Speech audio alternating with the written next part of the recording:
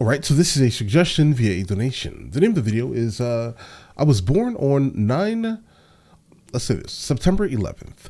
All right, now this is coming from Salma, Hindy. Let's check it out. I was a little late coming because my neighbor confused me for their Uber driver, so I had to follow through with the stereotype and drop them off. I'm just kidding, my husband doesn't let me drive. Oh! I'm also kidding, I don't have a husband. Right. I'm single. I'm 28 and single, which to my parents means that I'm old enough to be a mother of 4, but I'm too young to be allowed to stay out past 10 p.m. So I'm an engineer, but I'm still trying to do that math. Okay, let's get something out of the way. You, sir, what's your name? Fred. What did it take you 5 seconds? Is that really fake his name? name. Can you confirm? That's not his name, Fred, guys. do you know the name of what I'm wearing on my head, what it's called? A hijab. Yes, give it up for Fred, everyone.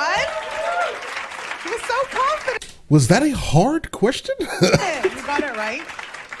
It's called a hijab. I've been wearing it majority of my life. I often get a lot of questions about it. People often ask me, are you hot in that? The answer is yes. But I'm hotter without it. Yeah, when someone tells me that I'm pretty and I'm wearing the hijab, I'm like, you fool, you haven't even seen me in my final form. Haram.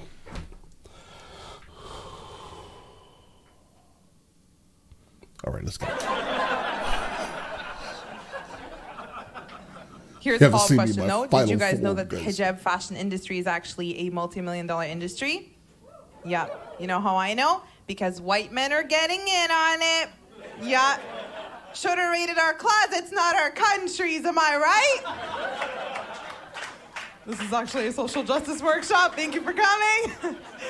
So one of the side effects of hijab is that people don't objectify you, and that's often how it's sold to younger girls. But I honestly get offended when men don't objectify me. I'm like, excuse me, how many more years of this? Everybody stop respecting me. That's gonna take at least 6 therapy sessions to unpack. My parents are extremely overprotective, and I realize it's because they have this paranoid idea of who I am versus who I actually am in real life.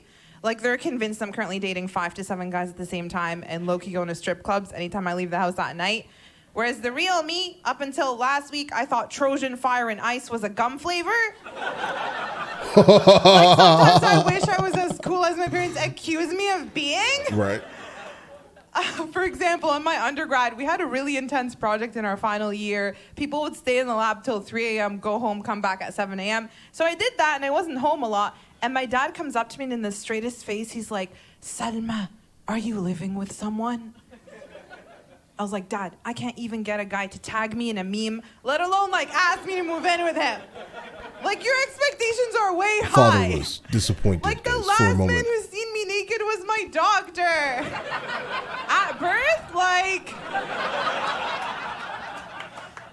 my parents are originally from Egypt. They moved to Canada in the 70s. They had all my older siblings and me. But after they had me, they were like, listen, we just don't think it's stereotypical enough for you to be a Muslim woman born and raised in the West living in a post-9/11 world. So why don't we just spice that up a bit and make 9/11 your birthday?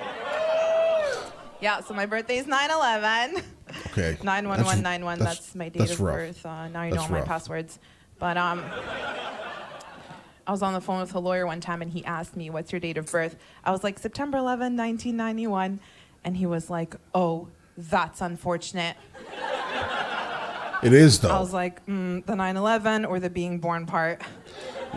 Because my parents would agree with you more so on the being born part than the 9/11. I'm just kidding. They condemn both incidents. But really, I wanted to ask him, where are you going with... Solid double entendre there.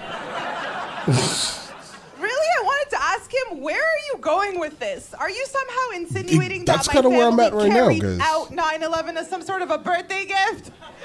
Because they don't like me enough to put in that much effort. All right, guys.